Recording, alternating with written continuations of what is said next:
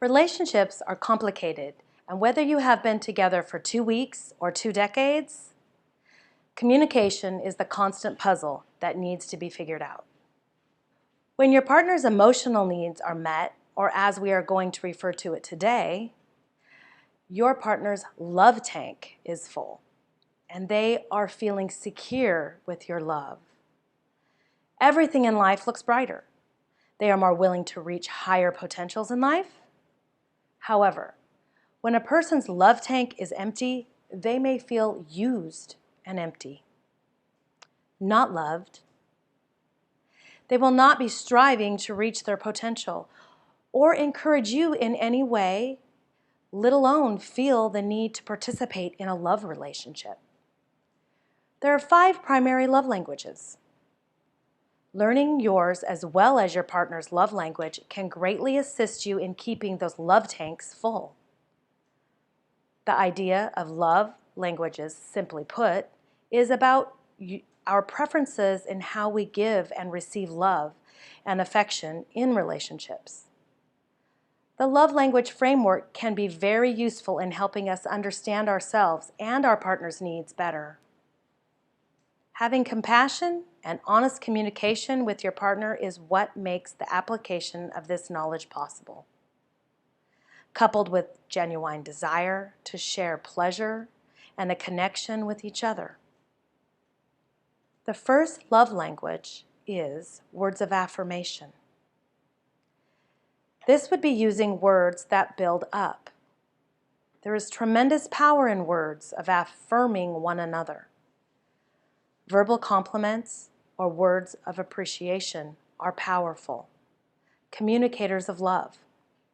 They are best expressed in simple yet straightforward statements or affirmations.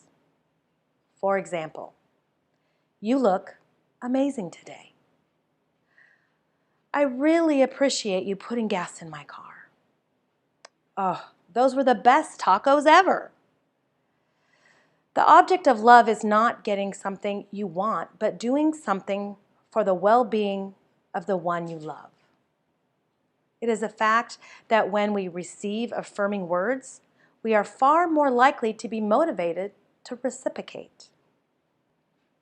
Giving verbal compliments is only one form of words of affirmations. Another is encouraging words. Encourage means to inspire. We all have insecure areas that we need inspiration in.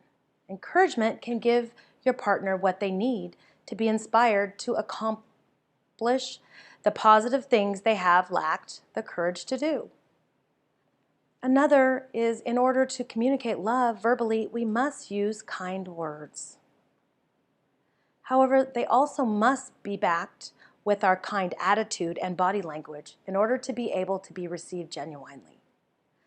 For example, if we are snotty and reply with such a tone using sweet words like, "I'd be delighted to take out the garbage, dear." It's not always easy.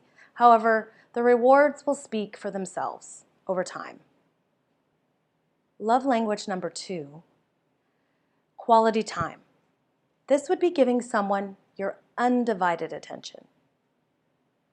I'm not saying sitting in the same room on your phones. In doing that, the phone has your attention, not your partner. Quality time would be turning off your social media and electronic devices, looking at each other, and actually talking. Give each other undivided attention. This means taking a walk or going out for dinner and actually, oh yes, looking at each other and talking. Is that a new concept? An essential aspect of quality time is togetherness. This is not to be confused with proximity. I'm not talking about just 2 people sitting in the same room. Togetherness has to do with focused attention. This does not mean we have to spend our time gazing into each other's eyes. It is doing something together and giving your full attention to your partner. Not dividing your attention between the phone and your partner, however, actually engaging with one another in a conversation. Another essential aspect is quality conversation. Just as the words of affirmation has many dialects, so does the language of quality time. One of the most common is that of quality conversations. This would be you and your partner are sharing your experiences, thoughts, feelings, and desires in a friendly, uninterrupted context. Most individuals who complain that their partner does not talk to them are not speaking literally that they never speak a word to them. They mean they seldom participate in a sympathetic dialogue. If your partner's primary love language is quality time, such dialogue is crucial to their emotional sense of being loved. So to be clear, there is a distinct difference from the first love language, affirmations, words of affirming, focus on what we are saying, whereas quality conversations focus on what we are hearing. So if I am sharing my love for you by means of quality time, and we are going to spend that time in conversation, that means I will focus on drawing you out, listening sympathetically to what you have to say. I will ask questions in a manner that will help me genuinely understand your thoughts and feelings and desires. Love language number 3. Receiving gifts. Gifts are a visual symbol of love. Visual symbols of love are more important to some than others. That is why some people have different opinions of wedding rings. For some, the symbolism is crucial to them feeling love. Some people hardly wear theirs. Others never remove them. As a mother, I remember my children bringing me flowers from the yard. They were showing love. The gift does not have to have a high dollar amount. It is the symbolism of the love they are sharing or perhaps receiving. For the person who has a partner that receiving gifts is their primary love language and feels like you are horrible at picking out gifts, congratulations. You have just made the first discovery in becoming a great lover. You and your partner speak different love languages, and now you get to become proficient at giving gifts. This is one of the easiest love languages to learn. You can start by making a list of all the gifts your partner has expressed. Excitement about receiving. It doesn't matter who they were from. It will simply give you ideas of the types of things they enjoy.